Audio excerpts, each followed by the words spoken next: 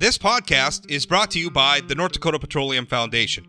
From heating our homes and powering our vehicles to cell phones, clothing, and medical equipment, oil and natural gas makes everyday life better. North Dakota Oil and Natural Gas, advancing the possibilities. Learn more at ndpetroleumfoundation.org.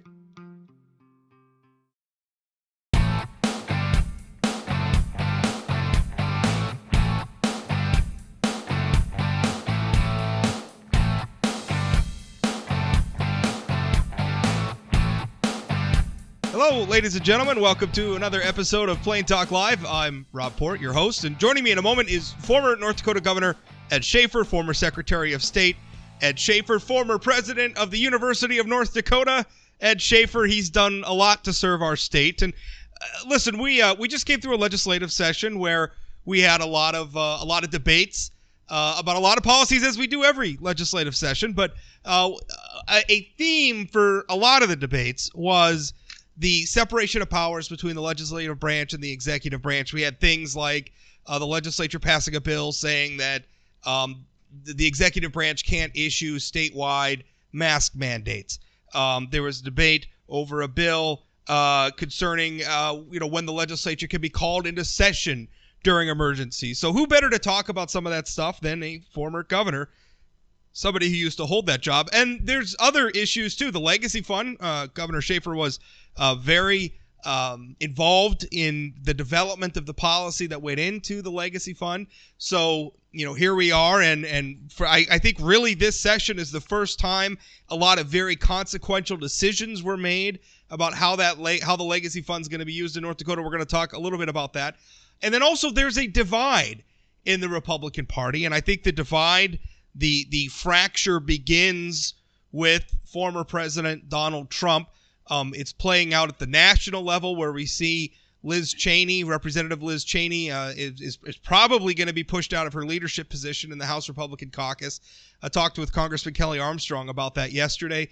Right down here to the local level where we're seeing elected Republicans censured in their local legislative districts by a political movement that is very much aligned with Donald Trump. So without further ado, here to talk with me about all of that stuff is former Governor Ed Schafer. Ed, how you doing? I'm doing well, Rob. Good to be with you. Good to connect with your listeners. Yeah, definitely. Good to be with you. And I wanted to have you on and to discuss this stuff. And as we get I love how laid back streaming is. This is really a fun platform to work on. And every conversation I've had, because I did talk radio for a lot of years, every conversation I've had on here seems more relaxed, and I think it leads to better conversations because we're not working against the clock and trying to get all our points in before we have to go to a commercial break or before we have to end the interview. It's just, I don't know. This has just been a lot more fun. So let's start. I just went down a list of topics there. Let's start with the last one first. When you're looking out, and whenever, because we come to crossroads like this where we have divides and we have different factions within the Republican movement who are kind of struggling with one another. And every time that happens, I like to sort of talk to the people who were there before. And I mean, when you think of elder statesmen among Republicans in North Dakota, your name is at or near the top of the list. So, Ed, when you're looking at what's going on both in North Dakota and nationally, what do you see? What's going on with Republicans? Well, I think it's thanks for pointing out the old Republican here, but the question that we're having, of course, is what does the Republican Party stand for, and that always waxes and wanes, Rob. That's always up and down. There's always discussion in the party, especially since the basis, the core values of the Republican Party are mostly on the fiscal side of things, on the budgets and the expenditures and things, and social issues that come to fore are debated strongly within our party. And we like to think that our party is the big tent that includes everybody, and we don't demand 100% agreement to become a member or to represent the Republican Party. So those things are always going on. But I think today what's happened is we have gotten into this total partisan divide. And so legislation is being passed without a vote from the other side. We don't take into consideration the debate and say, well, let's choose the good parts of each side here and craft good public policy.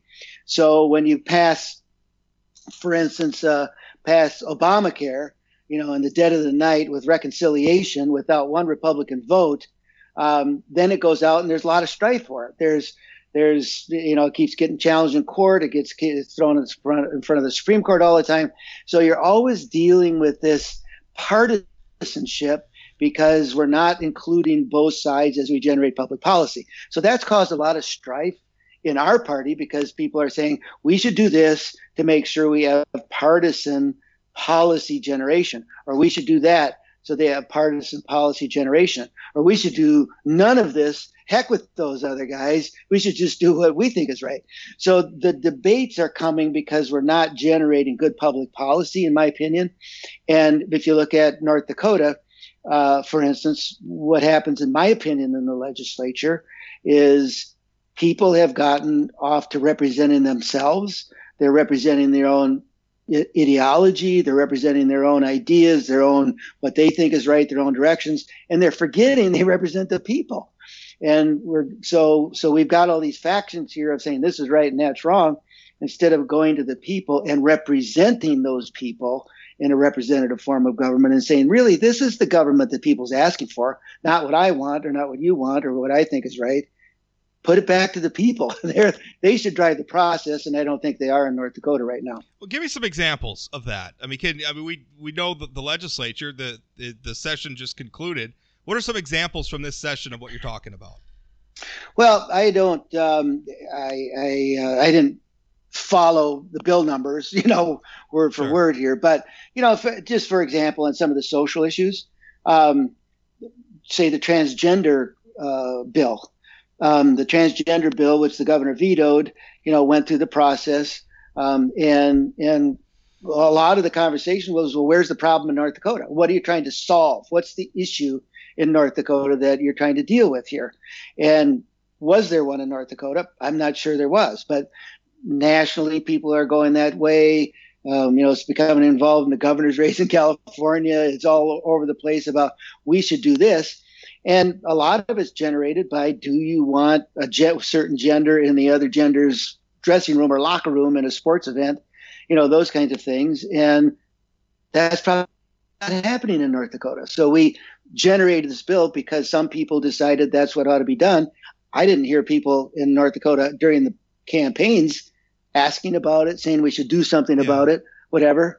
So I just think those are the kinds of examples that get generated because some policy group, some national group, some connection that people have. Makes headlines, let's go do it. Right? I mean, I think a lot of these lawmakers, I wrote this in a column the other day, and it got a lot of reactions from people. And what I wrote is that a lot of the lawmakers don't have constituencies so much as they have audiences, and their governing becomes their performance. And the sort of performance that draws a lot of, if you post about it on Facebook or on Twitter and it gets a lot of likes and retweets and will get you a lot of attention and maybe get you interviewed and stuff, is something like the transgender, but because it's debated nationally, it evokes a lot of passions. And so despite the fact that we don't really have a problem here in North Dakota, and listen, I mean, my position on that was, I'm not necessarily opposed to the concept that we may need public policy solutions, because we live in a society that, for a lot of reasons, both good and bad, is organized around the idea of there being two genders. And as our transgender friends and neighbors are coming out of the shadows and they're becoming more prominent in our day-to-day life, I'm not against the idea that we may need some public policy to address that situation. What I don't understand is, looking across North Dakota, is where this has become a problem. We know the North Dakota High School Activities Association has a policy in place to deal with it. I don't know that policy has really been tested, or that policy has resulted in some outcome that we can look at and point to and say, okay, well, here's a problem. This was unfair, or something happened here that needs a solution.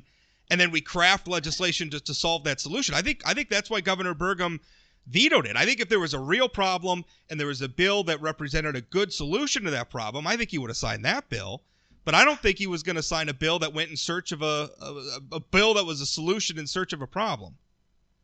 Well, I appreciate your comment about playing to the audience, not the constituents, and I think that's so true today in the arena we're in, the communications arena.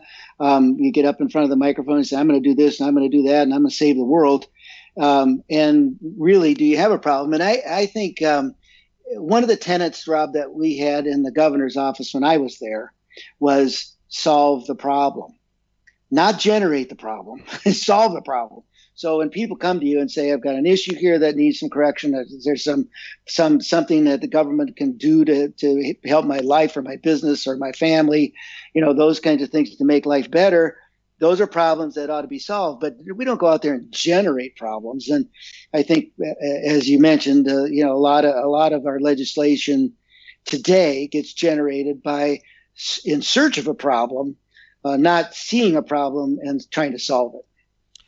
I feel like if we zoom out a little bit to the national level, I mean, there's a lot of people like me who are struggling with the rise of Donald Trump and the rise of what I'm calling, and not necessarily pejoratively, although I know I've been tough on Trump supporters, but what I call Trumpism, maybe for lack of a better word. And Trumpism, and I want to really try to be fair here, but from my perspective, it just seems to be focused on conservative anger, and I think conservatives have reasons to be angry. I think in a lot of ways, conservative points of views are ostracized in mainstream culture. You look at our most dominant cultural institutions in our society, the entertainment industry, including sports, academia, the news media. These are not places that have a lot of conservative points of view, or places where people can express conservative points of view without facing recrimination or reprisal. So I understand why conservatives are angry from that perspective, but it seems like we've taken that anger, and Donald Trump, I don't think he created it, but I think he exploited it to great end. And that's where conservatism has become, where we're not pursuing conservative solutions to public policy problems. We're instead just sort of expressing our anger and opposing whatever liberals are for, even though our friends on the left sometimes have good ideas. Not very often, because I'm a conservative, but I mean they're right sometimes. And it frustrates me that that's what Trumpism is. It's and then even a step beyond that, where Trump has become sort of the avatar of that conservative anger. Now being a Republican or being a conservative means lining up behind Trump or being loyal to Trump. That, as a conservative who's very much in favor of ideas and the marketplace of ideas that we've spent so many years talking about, that frustrates me. And I'm having a really, really hard time with it, as everybody who reads my columns can probably tell. Well, it's an interesting phenomenon that we're in out there. And I think you're right. Conservatives are upset. Conservatives have difficult times. Conservatives sent conservative members of Congress over and over and over to Washington who did nothing. Democrats sent members of their party to Washington who did nothing. We've all been trying to get people in here to shape and direct our government in a way we'd like to see it, and it doesn't happen. So you had this built-in disappointment. You had a built-in values war. You had a built-in things that were going on, and it wasn't going anywhere. And Donald Trump saw that. He grabbed a hold of it, and he got him elected. And I tell you, Rob, I appreciate Donald Trump as a conservative from this standpoint. He proved that conservative principles worked. He lowered taxes and revenues went up. Not that the debt went up too, but revenues went up when he lowered the taxes. What does that mean? He had a spending problem, not a tax problem. So that was proven when he reduced regulations, when he got stuff out of the way, when he opened the doors for businesses and investment and jobs and careers. The economy boomed and went on. When the whole medical or public safety issues came to bear, he questioned it when we going into a huge pandemic, and nobody really knew what was going on or what was in there, changing messages every day and stuff like that. He questioned what was going on. I think the conservative principles that he put forth proved they work. On the other hand, he's not a good leader. He's very divisive. He's snotty to people. He doesn't generate public goodwill and public discussion. He slams public discussion by cutting people's legs off from underneath him. Friends, allies, family, anybody that gets in his way gets cut down. So we've lost the fact that conservative principles work, and they did work under President Trump, but we lost it in his largesse and his demand to dominate the conversation. And that's a problem that's hurt the Republican Party. Do you? And here's because I agree with you. The tax cut policy, good policy. I mean, obviously, a lot of the cutting through some of the red tape that you're referring to. I mean, the most palpable example of that here in North Dakota, the Dakota Access Pipeline, where the Obama administration had intervened. I mean, I don't think a lot of people understand that.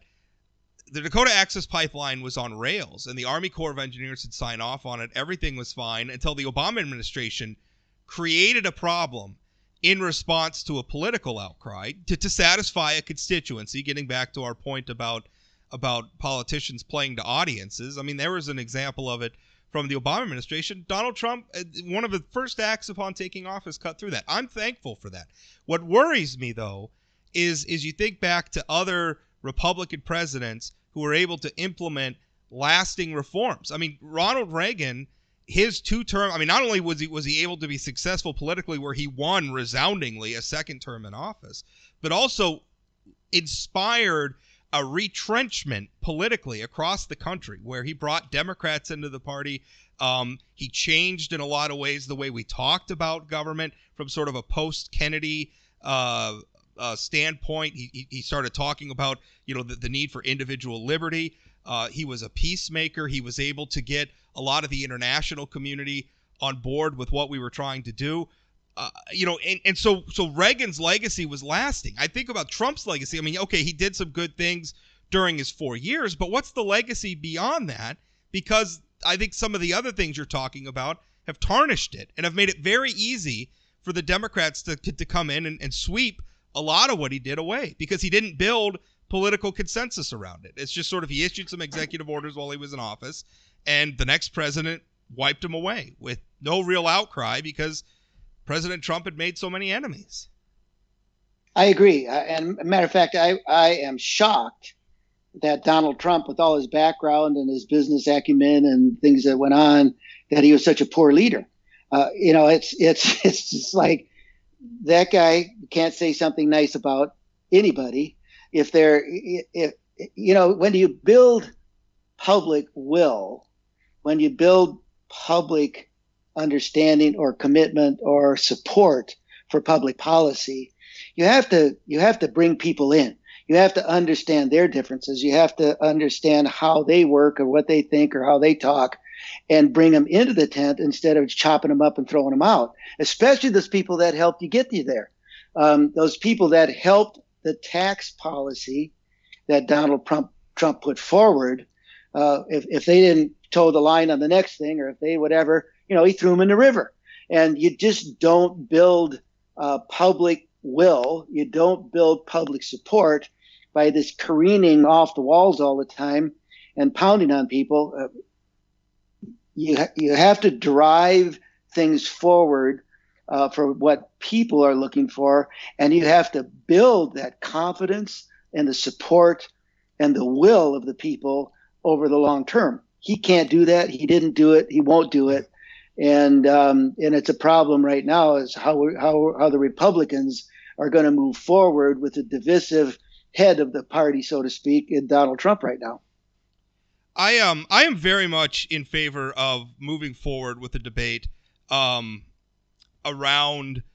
moving forward with a lot of President Trump's ideas, or at least the ideas that his administration, because let's face it, no given president, they always surround themselves with a lot of people, and a lot of the ideas come from them. But he gets credit. He chose the people. But I'm very, I mean, because some of the stuff he opened my eye. I mean, the Trump era opened my eyes on trade. I mean, I was always sort of a laissez-faire, free trade person, and I think Trump, without crossing the line into necessarily, well, sometimes he did cross the line into flat-out protectionism, but I think he demonstrated that if you're trading with a country like China that has a command economy, where you have essentially the Chinese Communist Party in charge of everything, maybe free trade, laissez-faire free trade doesn't work there. I think a lot of us assumed that it would, that tying China's interests to our economy and sort of exporting American liberty and freedom to them in the form of our consumer goods would knock the rough edges off Chinese communism and ultimately cause them to collapse in the same way that the Soviet Union collapsed.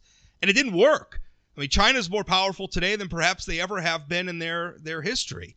So it didn't work, and I'm open to a lot of that. I want to move past Trump. I want to focus on ideas, and right now I get the idea that a lot of people don't want it. They very much want Trump to be in control of the Republican Party, and at the national level, that's what it looks like to me. Like Donald Trump is still calling the shots. He's still in control. Liz Cheney is talking mean about Donald Trump. Liz Cheney's out of the leadership. I don't know how we function and unite as a party, as the conservative coalition, when that sort of stuff's going on. Well, it's hard to imagine how you will, and with the shadow of Trump and the fear of Trump, you have to look at that too. That legislators are going, or members of Congress are going, gee, if I buck him, or if I don't go along with him, what he says, or if I don't support him, he's going to come in, he's going to spend a ton of money and primary me and get me out of there. This and that. I say, so what? I mean, you don't have to serve at the detriment of your values and your principles. But the reality is, he is a controlling person. I'm more conservative than he is. And yet, I can be nice about it. I can sit at the negotiating table on a trade agreement and get other people to come on board with what we need for the United States also of America. Also recognize that to get something from them, you may have to give something to them too. Exactly. And so it isn't, it just, Donald Trump is Donald Trump. He's been very successful, but he's very singular. It's very me only. And if you don't agree with me, you are out. And if you don't agree with me today, if you agreed with me today, but you don't agree with me tomorrow on a different issue, you're out. It just is, he doesn't have the ability to incorporate the community. He only has the ability to see what's in front of his face right that minute. He's not consistent. He's not a long-term thinker. He's not generating public policy, and that hurts the Republican Party. But what do we do? He's got so much. He's got half of this country committed to him. So the party, the Republican Party, and the leaders in the Republican Party say, "Geez, we got all those votes out there. They committed to him. How do you move the party forward? You can't." So until we get leaders in the party that are equal to or better than Trump in the values that we represent as Republicans, and can do it in a leadership manner that makes some sense, we're not going to go anywhere. Let's switch gears and talk about North Dakota. As I mentioned in the intro, a dominating theme of this legislative session was tension between the legislative branch and the executive branch, and that's nothing new.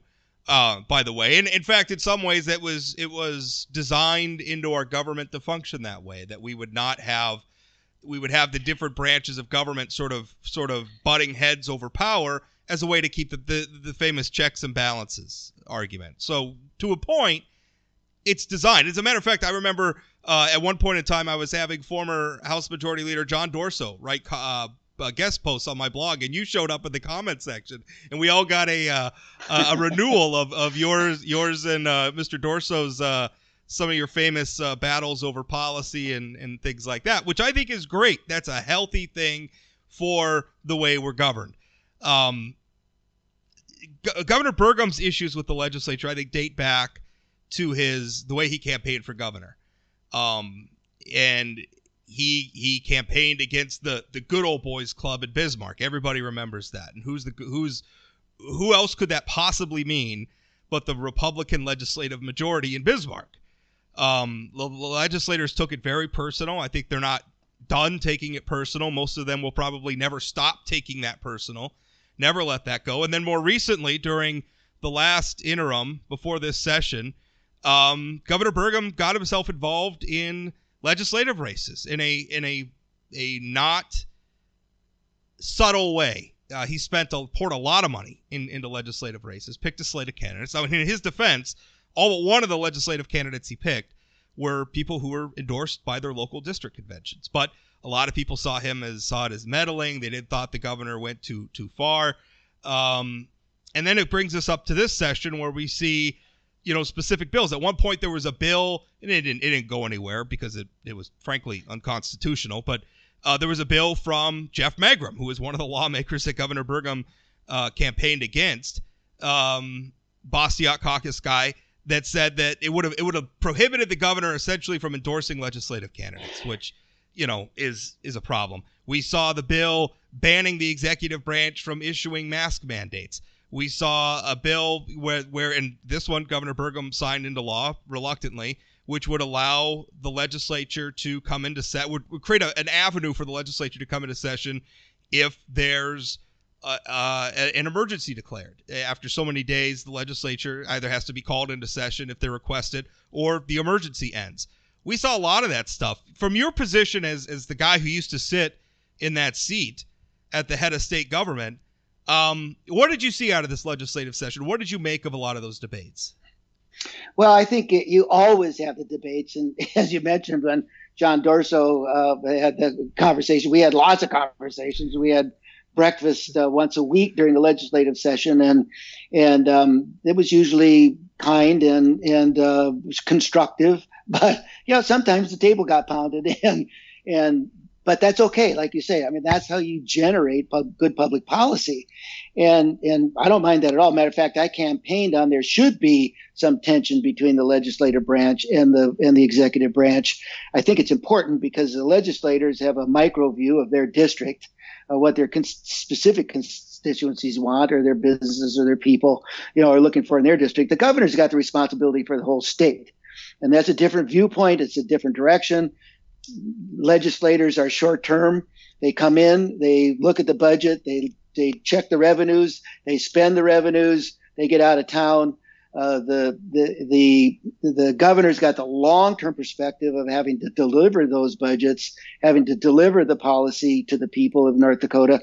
And so the perspective is much more long-term and much more seeing how it impacts people, not just writing the legislation. So I think there should be tension there. But and look, when I was governor, I campaigned for legislators, despite a guy named Pat Finken out there telling people that he created the Republican Party. I think I had more to do with the Republican Party because we did go out, and you have to remember that the Democratic Party for 30 years held the power in North Dakota before I was elected. That's hard to remember sometimes, that there was a time where they were very much the ruling party in the state.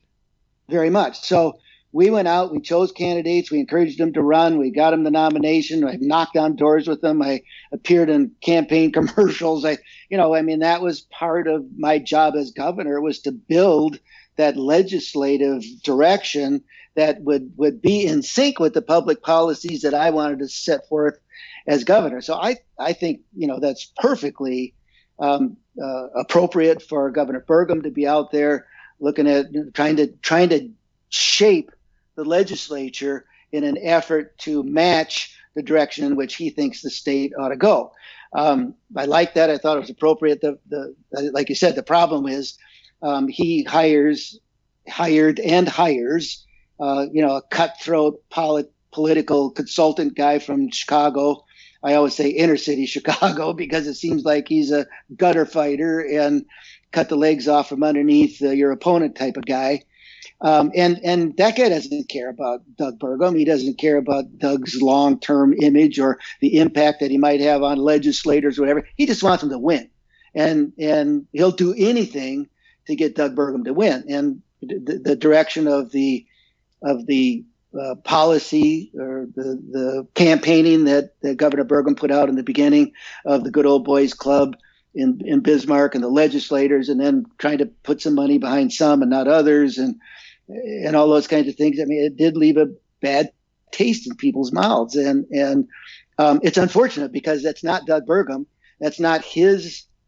It's not his personality. It's not his ideals or his care. It's pure political, cutthroat politics, and it's unfortunate that it's being driven by somebody from out of state that doesn't care or understand what North Dakotans are all about. I don't have your level of experience in politics, but I have been writing about politics in North Dakota for almost 20 years now. And I will tell you that from the outside looking in, the problem with a lot of campaign strategists, even the ones you hire that are local, is that a lot of them are focused on election day exclusively and don't give a single thought to how do you govern after election day. And it becomes tough to govern after election day if your campaign was all about beating the crap out of the lawmakers, including the lawmakers from your own party, out on the campaign trail. That makes it real tough to govern when now you're the governor and, oh, hey, by the way, you're not CEO of North Dakota Incorporated. You're just the head of one branch of government with two other separate and co-equal branches of government that you got to work with. I think it's tough when you go out there and you campaign and there's nothing. Would you agree with this? There's nothing wrong with governors having a slate of candidates that they prefer within the party. I mean, they're human beings. They have First Amendment rights. I mean, governors are allowed to have some preferences and could go out and campaign. I mean, that's been happening. You did it. John Hoeven did it. Jack Dalrymple did it. Doug Burgum did it, but he did it with a whole bunch of money and a whole lot more provocatively than the people who before. Am I getting that right? Is that a correct perception? I think it is a correct perception, and certainly Governor Burgum, not if, he should be out there trying to shape the political process in the state of North Dakota. That's important. That's it's how you develop that public policy. It's how you cement long-term direction in our culture, in our society, in our communities, by generating like-minded people out there who are responding to what people are asking for, who are shaping and constructing a government that fits the people and the culture and the desire and move the state forward. And the problem with politics, it always gets in the way of public policy. We always say stuff on the campaign trail.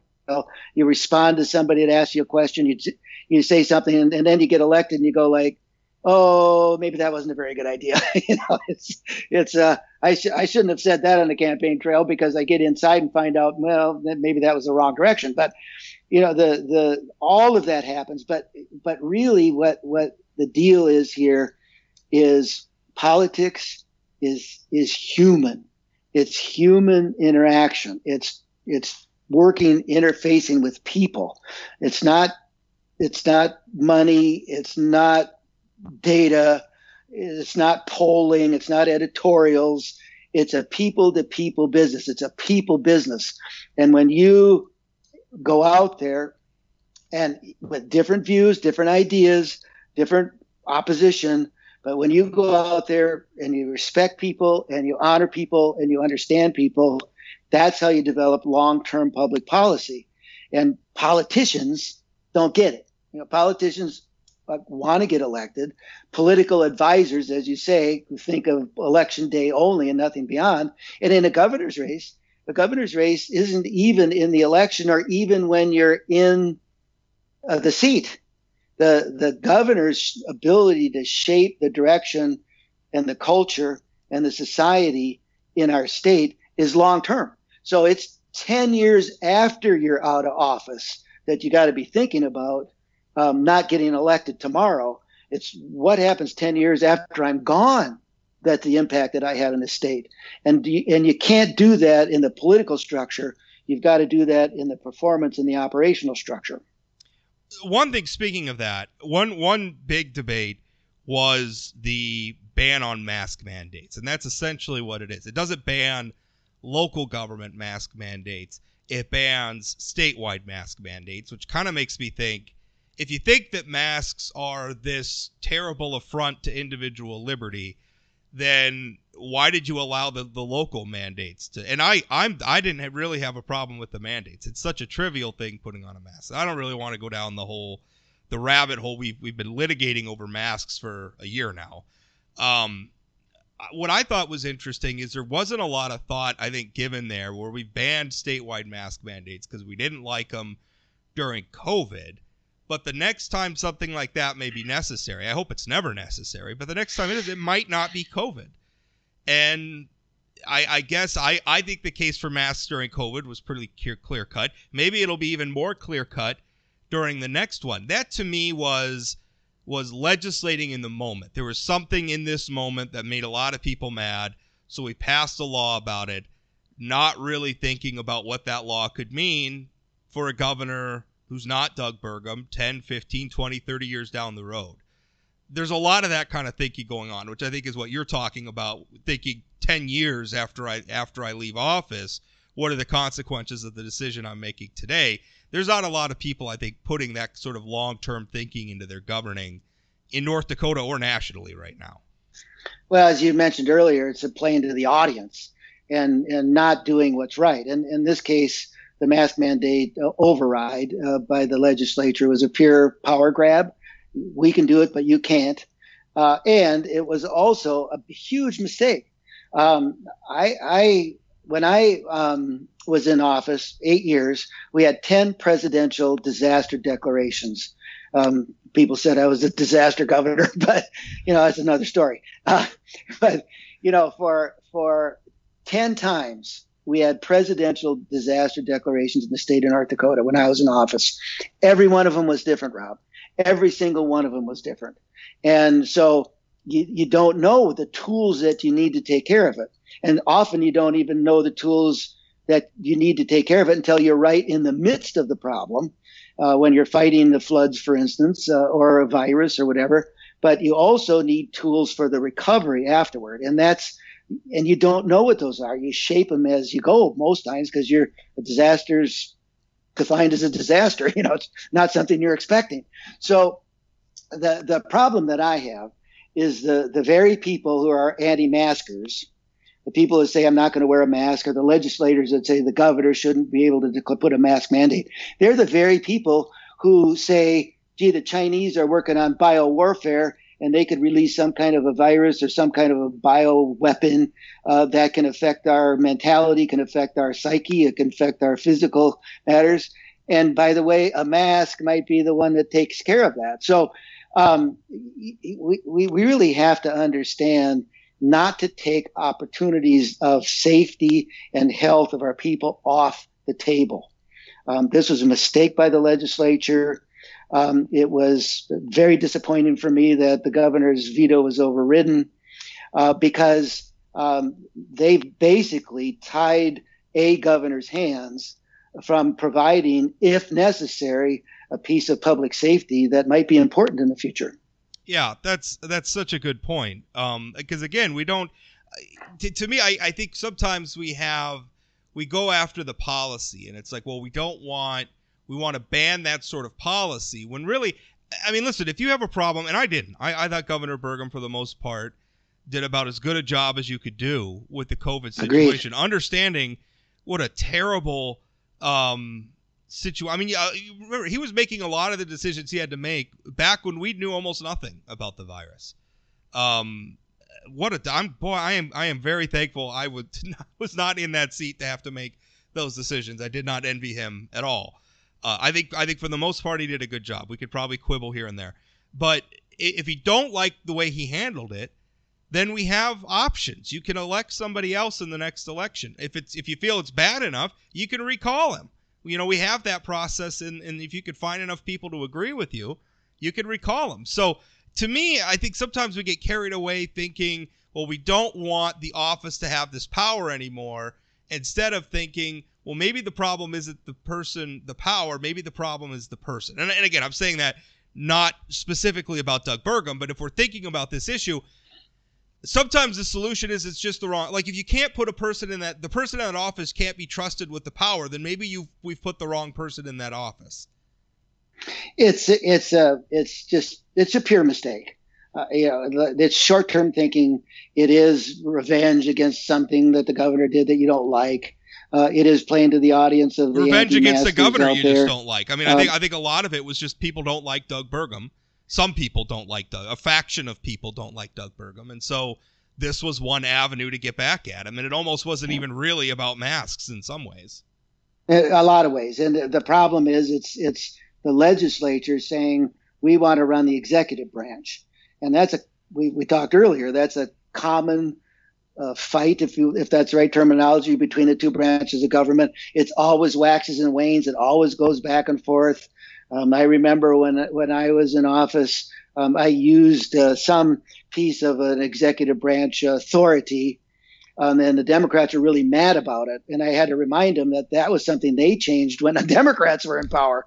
So it's like the eternal fight over the filibuster too, right? Everybody loves the filibuster when you're in the minority. Right. When you're in the majority, well, then it's the weapons of mass obstruction or whatever they call it. Yeah. Bad idea. But in this case, I agree with you. I think Governor Burgum did as good a job as anybody could have, given the circumstances in this battle against a deadly virus that was released somehow on the world, not on North Dakota or the United States of America, but on the world. And dealing with unknowns is very hard. And making decisions in the darkness when you don't know is very tough. Governor Burgum managed that direction for our state very well. And it's ridiculous for the legislators to come back in and say, well, I didn't like that part of it, so we're going to take that away from you. Another debate was over the legislature, their ability to govern in the interim during an emergency. And I was very much in favor of the legislature coming into session, getting called into session during the pandemic. And a lot of people that said I was wrong. I found myself agreeing with it. Was me and a bunch of Democrats who were making that call, it seemed like. But I still feel it was the right one. And I kind of feel like the legislature tacitly admitted, even though during the interim, they during the pandemic, their leaders were the ones saying, well, we don't need to come into session. Well, then they spent the whole session complaining about how the executive branch spent a bunch of money and they didn't get any say over it, or appropriated, I should say, a bunch of money that came mostly from the federal government. So I think sometimes in a situation like the COVID situation where you have an emergency that goes on for a long time, we give the executive branch emergency powers because sometimes you have to make decisions quickly in an emergency. Like sometimes you don't have time for committee hearings and everything else. You just got to start making some policy and making some decisions to get things done. But I think something that goes on for months and months and months and months will clearly, at some point, especially when we're going to start appropriating billions of pass-through dollars from the federal government, I think there's probably a role for the legislature to play there. So I thought what they did was appropriate, if a bit hypocritical, given that they didn't want to come back into session during the interim. I do like some of what we've done where we've said, well, there's an avenue where if the governor declares an emergency and then the legislature requests to come back into session, that puts the onus on the governor to either call them back into session or to end the emergency declaration. I liked that. Now maybe you disagree as somebody who's very much was the executive branch, but I liked it. I thought that was a necessary change. Yeah, I do disagree, and I would have vetoed that bill 100 times over. And here's why. Well, tell us what you really feel, Ed. Yeah, but here's why. You're talking about duration of an emergency. So you say, well, there was a time period. You have floods in '97 in Grand Forks. Okay, so I declared an emergency. We went in and used the emergency powers under that declaration. And we had a federal emergency disaster declaration too, which gave the governor some powers. And the flood came, the flood went, it was gone. We did the cleanup from the flood and it was over. The duration of this virus didn't get over in 90 days. So that you had the length of time of the duration of this disaster that you had to deal with. One word I very much take exception that you used was the legislature needs to come in to govern. Legislators do not govern. Legislators develop policy. They generate a budget and they spend that, or they generate a budget and deliver the budget. They don't govern. They don't know what an agency needs. They in an emergency situation, they don't know what the transportation department has and needs, and what the health department has to put in place for more personnel or more equipment, or abandon the procurement rules so you can buy some stuff overpriced and get it flown in because you need it. Those kinds of things go away in an emergency. What does the legislature know about that? They develop public policy. They do not govern. They oversee. They do not govern. And so for them to come in and say, well, we want to have a hand in this. We want to be able to govern how our agencies work, how they spend money, how they add personnel in an emergency basis. I don't see it. I don't think it's right. What about, and granted it was an unusual situation, and even in declared emergencies, it's not something we see typically, but through the CARES Act, the federal government sent North Dakota billions of dollars. And up until during the last interim, those decisions were made by the Emergency Commission. And the Emergency Commission, as it was constituted, it still is constituted, has legislative participation on it. You have the House and Senate majority leaders, and you have the House and Senate Appropriations Committees chairs. And so there's an argument to be said, well, you've already got legislative involvement. During this last interim, they appropriated, again, billions of federal dollars. Why shouldn't the full legislature have a say? Why I don't have nobody from my legislative district or even any lawmaker from Minot is on the House or Senate appropriation, or is the chair of the House or Senate, or the majority leader. So nobody from none of my political representation from my part of the state got a say in that appropriation. Is that an example maybe of where the full legislature should be consulted? Well, I think there are several issues here that you bring up with the Emergency Commission. One is the Emergency Commission is not an emergency commission.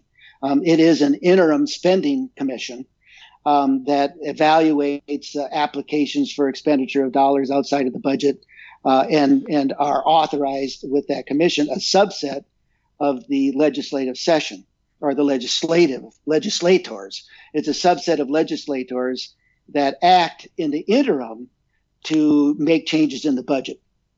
That's not an emergency basis.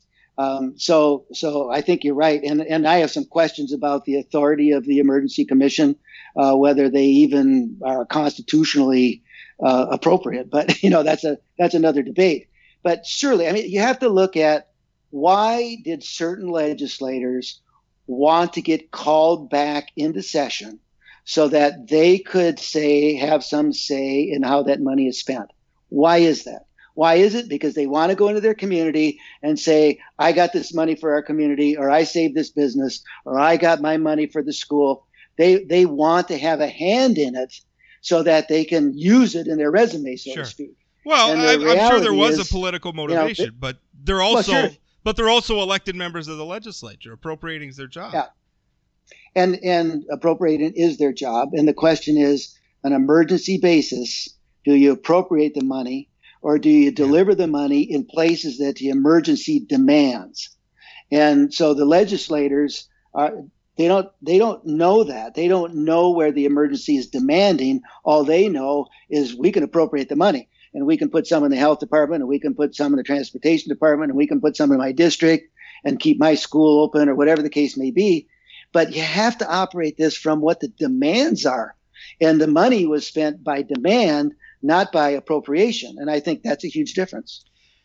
Do you, and let's be honest, usually, and I agree with you, I think there are some constitutional questions around, specifically in light of some state Supreme Court cases that arose earlier on in Governor Burgum's term in office between the legislature and the court. The court's pretty skeptical about the legislature delegating its appropriation authority. The last time the court ruled in on this, they kind of slapped the wrist of the budget section, which is another interim committee that acts as sort of a mini legislature during interims, and the court sort of slapped the wrist of the legislature for delegating too much authority there. I think if the court got a hold of the Emergency Commission, we might see something similar. I don't know. And let's be fair, typically what the Emergency Commission deals with is maybe millions of dollars, typically not billions of dollars. That was a right. pretty unusual situation. Let's talk legacy fund. Last big topic for today. Now again, you were very much involved in the creation of the legacy fund. The name, it was interesting when we were discussing this for the show. You said you wished you guys had named the legacy fund something else because it was intended to sort of take a one-time harvest from the oil industry. Because oil's a finite resource. There's only so much of it under the ground in North Dakota. As much as I love the oil industry and I'm glad they're here and I'm glad they're developing that resource for all the mineral owners out there and for the state and for our communities, they're doing a lot of wonderful stuff. And I hope they're here for a long time, but it's a finite resource. There's no question about that. Eventually, that's going to play out until maybe we develop a new technology to, as we did with fracking, to reinvigorate it. I don't know. I don't know what the future holds for it, but more than likely, it's a finite amount of time that those oil fields are going to be active. So your argument was it should have been more about, saving that money responsibly and using it for the state of North Dakota. Now, I think this legislative session is really the first time that since the fund was created, because for like the first 7 years, they couldn't touch it at all. Then they could start touching some of the earnings. And now we're to a point where they are really putting into statute and putting into law some very consequential uses for the legacy fund. They're really starting to use it. And based on our conversation yesterday when we were discussing topics, you don't like a lot of what they're doing. Can you tell us what you're seeing? Yeah, I think the as you said, maybe the name of the legacy fund was wrong because people now have started to say, well, the legacy is how much I can spend on some legacy project that's going to last forever and I can have my name on it. I think the issue is in 1997 in the legislative session, when I was in office, we generated the Permanent Oil and Gas Trust Fund. That's what we had started to generate the Bakken discovery. In the 95 legislative session, we put some tax incentives in for horizontal drilling. Things were starting to move. We're saying we're going to start building government on revenues from a declining resource. So how does that work? So we pushed the legislature into putting a permanent oil and gas trust fund in so that it would take the place of declining revenues eventually when that went up and the revenues go down from the other. It was stabilizing expenditures of government. So you didn't have an up and down and tax this year and I don't have enough money next year and I have too much, so you give a tax decrease. It's to stabilize the revenues of government and therefore give investment in the state, in the United States, in the state of North Dakota, to be able to judge a return on investment. I mean, that's really a stabilization of government. To judge return on investment is what seeks investment in any state. So we were looking at that and said, we got to permanently put this stuff away so that when the day comes with declining revenues, we fill them with these increasing revenues and we have a stable expenditures from our government. We tried to get a constitutional amendment. Legislators would not go along with it. We ended up getting a 2/3 majority to take it out, which is the best we could do. But that permanent thing kind of went away when governors and legislators figured out that they could find ways not to put the money into the fund. Instead of taking it out, they just figured out how not to put it in. So when that happened, the whole concept disappeared. Then that led to the measure coming out of the legislature that we pushed a lot of people into supporting, that replaced that Permanent Oil and Gas Trust Fund with the Legacy Fund. The Legacy Fund today is not being used for what it's meant to be, and that's disappointing. But, pots of money, billions and billions of dollars in a big pot of money, corrupts the system. It corrupts the mentality about what it's for. It's like, I got to get my hands on it. I got to spend it.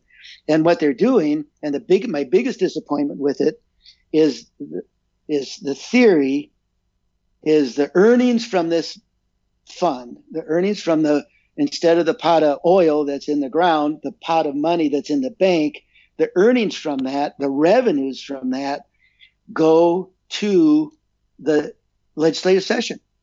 And every legislative session should have those dollars available to them to spend on the priorities of the state of North Dakota. And what this legislative session has done is they have bound those revenues. They've bound that interest, that earnings that go into the general fund for 10 years. They've bound them for 5 legislative sessions. So when next session comes and the economy is different, and the Biden administration has dumped oil and our economy is going down the tubes because we don't have 50% of our budget is driven by the oil industry in the state of North Dakota. How do you replace those revenues when they've already spent them? So I think the legislature has bound their hands on the way that the budgeting process works, on the way for their ability to set the revenues to the priorities of the people of North Dakota and the state of North Dakota. And that had just upended the whole concept of how this thing is supposed to work. One thing that really worried me, and I think a couple of years ago I was razzing our mutual friend Bob Harms about who is also very involved in the legacy fund. I was razzing him a little bit. I called him a legacy fund hoarder because it just seemed like the only thing he ever wanted to do was just pile up money in this fund and never use it. And what was motivating me in that criticism, and I like Bob. He's a great guy, very smart guy. But what was motivating me in that criticism is I was afraid that pot of billions of dollars was going to become a moral hazard, particularly given our wide open initiated measure process where some interest group backed by a billionaire or some national left-wing group or something could come in and essentially spend that money for us with another referendum. Maybe they're going to try to turn it into an Alaska permanent dividend fund, which, we're just going to cut checks out to people. I think that would be a terrible idea, not least because the legacy fund is not like Alaska's permanent fund. Alaska's permanent fund came from royalties for oil and gas development on state-owned land. So it was essentially the oil industry paying the taxpayers for the right to develop those minerals, as opposed to the legacy fund, which comes from a tax. I'm not in favor of, it's one thing to redistribute royalties that are paid to the taxpayers. It's another thing to tax a group of people and then just redistribute that money to something else, to other people. I think that's immoral, frankly. So if I get off on it, I don't like it when people talk about the legacy fund like it's Alaska's permanent fund. They're not really the same thing. But the reality is, Rob, tax is a tax. You can call it a royalty. You can call it whatever. You're gaining revenues for a government entity. That's a tax. And whether it's a royalty or an extraction tax or a production tax or a sales tax, whatever you want to call it, it's revenue coming into the government. And that government revenue is what we spend for the priorities for the health and safety and education of our people. Okay. And so whatever, I mean, it's generated by the minerals that are in the ground, whether the government owns it or the people own it. It's still dollars to be distributed to the political and government Would you process. support that something like the Alaska Permanent Fund where everybody just gets a check every year? No, I think that's a bad idea. Okay. But what I do support is I think 25% of the Wyoming budget is driven from their oil and gas trust fund. 25% of the budget comes automatically paid for by the earnings on that fund. So it stabilizes government. And that's why I think that what our legislators have done in this time around is they have caused the ability for unstable expenditures from our government. By tying those revenues up we didn't learn the lesson in the 80s when we had the boom and bust cycle at energy the last time. We tied education funding to revenues, extraction tax revenues, and what happened was when the revenues went down because oil went in the tank, we didn't have the money to pay for education. We had huge deficits, and deficits, and Governor Sinner was having to cut budgets at the end of the biennium because he didn't have enough money, and education took a hit, human services took a hit. it was bad governance, and it was bad governance because nobody looked long term and said, what we're doing here is a bad idea. What do you think? What did you think about? This is flashing back to a previous legislative session, but Representative Craig Hedlund was pushing an idea where we would use legacy fund revenues to essentially offset the income tax. Is that the sort of thing that you're talking about, or not that either? I think that if revenues go into the general fund, and the general fund is expended by the legislature in certain ways, that you can reduce taxes. If the money is sufficient to pay for education and pay for health and pay for safety, and then, by the way, you've got more money than you need, you can give it back to the people. You can reduce the taxes. I don't agree that the revenue stream should go directly to buy down the taxes. That didn't work in the Hovind administration when they tried to do property tax buy down. It doesn't work. But if you operate your government on a stable basis with a revenue source that's going to be there, it doesn't go up and down with agriculture. It doesn't go up and down with energy. It's interest earnings, it's investment earnings in this fund that get the dollars. And if they can stabilize expenditures in government and there's more money, then you reduce the taxes as a result, not as a direct tie. So what do you think of the what I worry about is the legacy fund becoming a fuel cell for government growth, where they're not ever going to cut our taxes. They're just going to spend all the money that our taxes generate, plus spend all the money that the legacy fund generate, and we're just going to spend the money in a lot of stupid ways just because we have it. Well, then that's a problem, right? Because when you have money, you seek ways to spend it, right? And legislators seek ways to spend it, and they meant we talked earlier about finding problems. Right. Legislators go out and start kicking tires and say, where can I spend some money? I mean, when is higher education ever satisfied with their budget? I mean, even when they were getting 20% increases, they were still, but we didn't get this. But there's two scenarios in higher ed. Not to pick on higher ed specifically, but I've never seen a state agency that they came and said, "Oh no, we have enough money. No more for us, please." Well, there are two scenarios. One is we have a declining student population, so we need more money. Yeah. The other is we have an increasing student population, so we need more money. That's how that works. Remarkable. But it is. But it's a self-licking ice cream cone. But the problem that you have when you've got that big pot of money is you make foolish expenditures. Our legislators have and our governors have increased the general fund budget way more than population increase, way more than personal income increase, way more than consumer price index increase. We've just had an explosion in government. Yeah. In the first 10 years, I lowered the cost of government, by the way, when I was in office. In the first 10 years after I was out of office, the general fund budget doubled. That's a little crazy. And I remember. You may remember I made my bones writing about that early on. Well, now what is going on with this spending? And we saw something of a correction, and it was forced on them when the bottom kind of fell out of the oil industry a couple years ago. So we saw something of a correction there. But I think you're right. Last questions. What did you think of using the legacy fund? And this is distinct from spending the earnings. This is a change in the way that we're investing the legacy fund. So it's still, because we invest the legacy fund in companies across the country and across the world, and we invest the legacy fund in bonds so that if a big municipality somewhere needs to do a big sewer project or something, they go out and they get a bond, and some of that money that funds the bond may come from our legacy fund, right? I mean, bond investing is a very common investment strategy, a very conservative one, and a sound one in a lot of circumstances. So the argument, one of the things this legislature did is they said, well, we're going to take some of it and we're going to direct it to investing in bonds for North Dakota projects and investing in North Dakota companies. Now, I was very supportive of this. And to me, this is distinct from what are we going to do with the legacy fund's earnings. This is more, well, we're going to generate earnings, but we're going to generate them by investing in a very North Dakota specific way. I was all for it. Did you like that?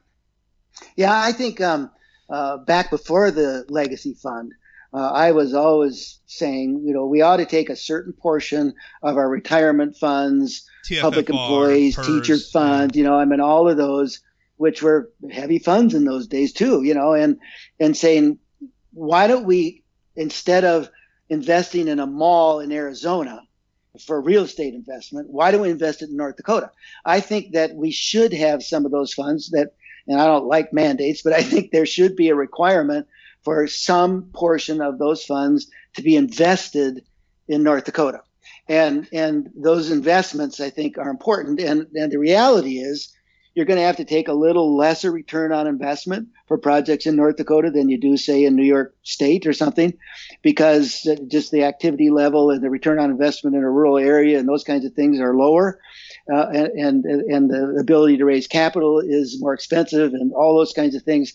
So you take a little, you say, we'll take a little less return and invest it in North Dakota and make that return up with our other investments. Maybe you and get that's important. maybe you get 6 points instead of 8 points, but right. But you maybe make up those 2 points on the back end by, okay, but we also helped a business land here in Wahpeton exactly. or Grand Forks or something or or Cavalier, wherever it is. Yeah. And exactly. and that they hire a bunch of North Dakotans, and those North Dakotans pay income taxes, and that suddenly that 2% seems like kind of a very reasonable price to pay, for all the other benefits. So you're generally we should do that.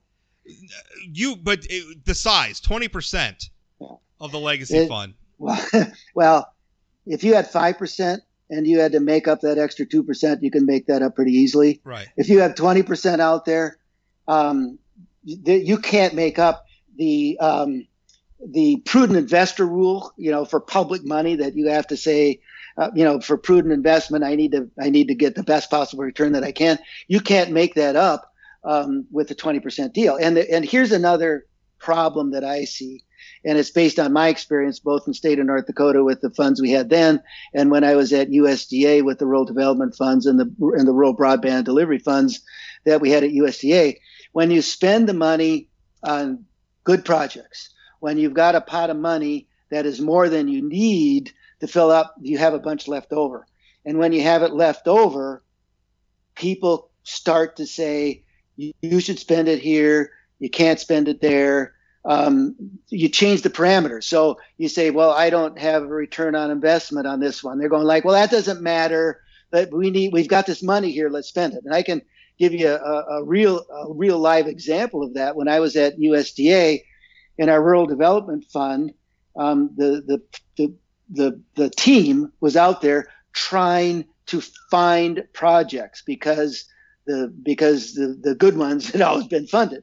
So they're out there trying to find it. And I had an unfortunate exchange with a senator who came into my office and pounded on the desk saying, this is in my state and I want it funded.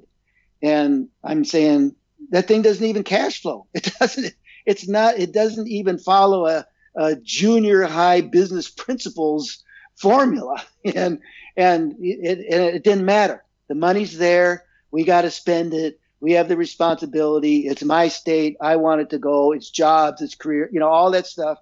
And so you start challenging the system or changing the system to the detriment of what it's meant to be, which is a return to the people of North Dakota, and important in their investment that they get those returns. So you start politically twisting the knife into the system and changing the rules. And it's, again, a bad idea, and it's irresponsible for the people when it happens. I'm not saying it's going to happen in North Dakota. I'm going to try to work with everybody so that it doesn't happen in North Dakota.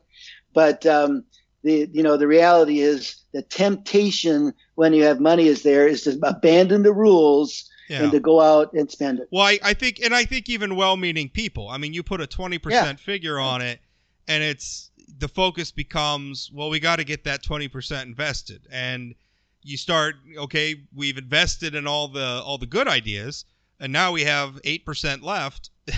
Where are we gonna put that 8%? Well, maybe we start picking some marginal ideas that we could just hold off on. But you will, and sometimes a marginal idea works, right? Right.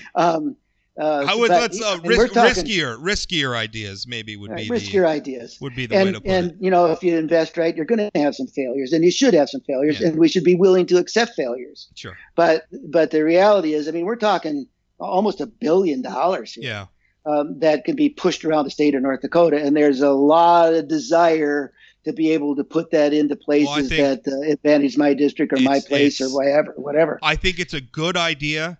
I'm glad Representative Nathy pushed it through. I'm glad Governor Burgum signed it into law. I'm glad because it passed really with broad bipartisan majorities in the legislature. So I'm glad everybody got on board with this idea. I think what we all need to do now is keep a weather eye out to make sure they're good investments and to be willing to make investments without throwing the whole idea out, without throwing the baby out with the bathwater. If we realize, hey, maybe 20% is too much or something, let's not be afraid to make tweaks. And we have to remember this also came from John Gottfried. Yes. I think he had the original idea, and John sitting on the investment committee is going, hey, we should invest some of this money in North Dakota. Yes. Yeah, no, I should have. And I think he's right. I think the size of it's a little wrong, and I don't think that the delivery they've shaped just right for public protection, but I think it's in the right direction for sure. Well, Governor Schafer, thank you for your time. I appreciate it. We went a little bit longer than I think we originally planned, but I appreciate you making your time, and we'll have to do this again. This was a lot of fun. Let's do it again, Rob. It's always good to be with you.